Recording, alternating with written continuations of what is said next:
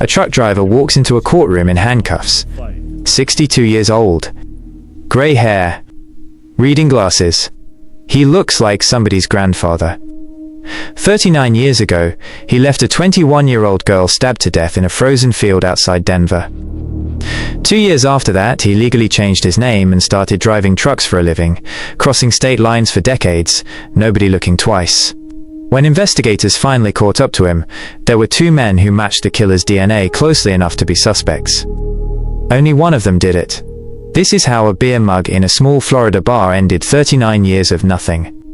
This is the murder of Helene Prushinsky. 2 weeks. That's all the time Denver got to know her before everything changed. Helene Prushinsky grew up in Massachusetts and was a junior at Wheaton College, a small liberal arts school in Norton, the kind of campus where everybody knows everybody by sophomore year. She wanted to work in radio. In January of 1980, at 21, she flew to Colorado to intern at KHOW, a talk radio station in Denver, and moved in with her aunt and uncle in Inglewood to make it work. New state, new apartment, new bus route she'd have to learn from scratch. She'd only been in Colorado for 2 weeks, barely long enough to memorize a bus schedule, let alone make old friends. But it was long enough to leave a mark. The KHOW news director at the time, Mike Anthony, still remembered her decades later, polite, kind, courteous to everyone. Another co-worker, Bob Scott, said Helene reminded him of his own teenage daughter, bright, articulate, a beautiful little girl in every way. People forget interns. Nobody forgot Helene. She was still enrolled at Wheaton, technically on a break from campus, testing out whether radio news was the career she actually wanted. That's an ordinary thing for a college junior to do. For almost everyone who does it, that internship becomes one chapter in a much longer life. For Helene, it was the last one. January 16, 1980. A Wednesday. Helene finished her shift at KHOW after dark. Denver loses the sun by 5 in January. Mike Anthony was wrapping up his own final broadcast of the night when Helene came and asked if she could leave 15 minutes early. "I said if you'll wait 15 minutes I'll take you home," Anthony later recalled. She didn't wait. 15 minutes. That's the entire gap between the version of that night where she gets home safe and the one that actually happened. She walked out alone, heading for her bus stop. She caught the bus, got off near Broadway and Union Avenue in Inglewood, a quiet suburb south of Denver, and started the short walk to her aunt and uncle's house. She never made it. Somewhere between the bus stop and that front door, someone took her. No scream anyone reported. No car peeling off that a neighbor remembered. Whatever happened on Union Avenue that night happened quietly enough that nobody realized. In the moment, they'd just watched the last few minutes of Helene Prushinsky's life. The next morning, January 17th, somebody found a body in a field off Daniels Park Road. That stretch of Douglas County was open land back then. Frozen dirt, dead grass. Today it sits inside Highlands Ranch, one of the biggest planned suburbs in the Denver area. Thousands of families now live minutes from where Helene was left. It was her. She'd been abducted the night before, sexually assaulted and stabbed to death. Investigators arrived to a homicide, and almost nothing else. No witnesses, no weapon, no suspect. Just a 21-year-old who'd left work a little early to catch a bus and never got home. That night, Helene's aunt called Mike Anthony, saying she'd never made it back. The next day, Bob Scott, a KHOW employee who also worked traffic coverage with a small plane, flew over the metro area searching for her. He was part of the team that eventually walked the field where she'd been found. "The worst assignment I ever had," he said, walking in the field and seeing that sweet young lady. The Douglas County Sheriff's Office canvassed the neighborhood, interviewed her co-workers and her aunt and uncle, and processed the scene with whatever 1980 forensic science allowed. That wasn't much. No DNA testing yet. No databases to run a profile through, because there were no databases. Detectives had physical evidence they could preserve but not yet fully use, and whatever people were willing to tell them. Within about a year, the case went cold. Not because anyone gave up, they ran out of places to look. In 1998, detectives reopened the file. By then, DNA testing existed, and they developed a full genetic profile from evidence collected at the scene. They ran it against a national database of known offenders. No match.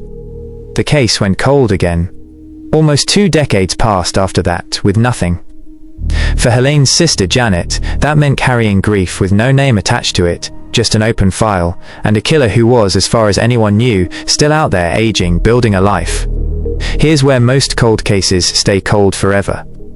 In 2018, investigators went back to that same DNA profile, the one that had sat useless in a database for 2 decades, and tried something new: forensic genetic genealogy. They partnered with 2 firms, Colorado-based United Data Connect and Virginia's Parabon Nanolabs, and started uploading the killer's genetic markers to consumer ancestry databases, searching not for the killer himself but for his relatives. It worked. Genealogists built out a family tree and narrowed the search down to 2 brothers. One of those brothers gave investigators a DNA sample. It didn't match the crime scene evidence. He was ruled out. That left his brother, James Curtis Clanton. This wasn't a single breakthrough moment. It was more than 100 people across 24 agencies, most of whom had never heard of Helene Przynski until her case landed on their desk, spending years chasing a name that kept almost slipping away from them. If that matters to you too, hit subscribe before we keep going. It helps more people find cases like this, and more families like theirs finally get heard. By late 2019, Clanton wasn't hiding. At least not obviously. He was living in Lake Butler, a small town in Florida, working as a truck driver, hauling freight across state lines, punching a clock, the kind of job nobody looks twice at. 2 years after the murder, he'd legally changed his name from Curtis Allen White. Then he just continued. Working. Aging. Blending into a small Florida town like anyone else's neighbor. Investigators didn't move in blind. 2 Douglas County detectives spent 6 days quietly watching Clanton in Florida, waiting for a chance to get his DNA without tipping him off. They eventually collected 3 beer mugs he'd used at a local bar. One of them matched the crime scene profile. To bring him in for questioning without spooking him, detectives told Clanton he was the victim of a financial crime back in Colorado and needed to come in for an interview. Only once he was in the room did they show him Helene's photo and tell him he was actually wanted for first-degree murder. He denied it. 2 days later, on the way to the airport for the flight back to Colorado, he confessed, what one investigator called a thorough, graphic, detailed account of the crime, delivered with what sounded like real remorse. Clanton reportedly told detectives he'd prayed for Helene and her family every night since 1980. Douglas County Sheriff Tony Spurlock stood in front of a bank of cameras and said it plainly. This is a young girl who was just starting her life. Somebody else had a harder job that week. A prosecutor had to call Janet, Helene's sister, and tell her that after almost 40 years they finally had a name. Clanton waived extradition and came back to Colorado voluntarily. In February 2020, at what had been scheduled as a routine preliminary hearing, he stood up in a Douglas County courtroom and pleaded guilty to first-degree murder. 3 additional murder counts and a kidnapping charge were dismissed as part of the deal. Prosecutors took the death penalty off the table in exchange. Nobody in that courtroom was expecting a guilty plea that day. The hearing was supposed to be procedural. Instead, prosecutors got the ending they'd been building toward for months in 15 minutes. No trial. No jury working through 4 decades of forensic evidence. Just a guilty plea, delivered in a case that had outlived the careers of nearly everyone who investigated it back in 1980. Sentencing was supposed to happen that April. Then COVID hit, and it got pushed to July 1, 2020. Janet stood up and spoke directly to the court. She said the original phone call, 40 years earlier, felt like someone had reached into her chest and torn something out. She said her sister had been the sunshine of their family, that everyone who knew Helene had always known she was going somewhere. Colorado law in 1980 made first-degree murder a mandatory life sentence, but it also allowed parole after 20 years. Clanton was sentenced under that law, not today's, which means, on paper, he can eventually ask a parole board for his freedom back, though prosecutors don't expect it to happen, given his age. Janet said she was grateful anyway. After 4 decades of nothing, there was finally a name and a face sitting in a cell instead of walking free. The people who actually knew Helene keep describing her the same way, decades apart, almost word for word, polite, kind, going somewhere. Nobody who worked with her talks about a case number or a DNA sample. They talk about a college junior who flew across the country to try an internship, who won over an entire newsroom in 14 days, who made one ordinary decision on one ordinary Wednesday that turned out to matter more than anyone could have known. Her killer got 39 years of an ordinary life out of it. A steady job. A name that wasn't legally his own. A small Florida town where nobody asked hard questions about his past. She got a frozen field, a file that sat in a cabinet for 2 decades at a stretch, and a sister who never fully stopped waiting for a phone call that some years felt like it might never come. It's tempting to talk about genetic genealogy like a magic trick, a button someone pressed that solved everything overnight. It wasn't that.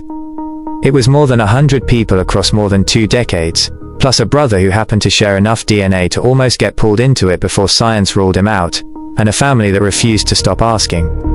The Douglas County Sheriff's Office still keeps her case listed among its solved cold cases, kept visible on purpose. Closed doesn't always mean forgotten. Cold doesn't always mean permanent.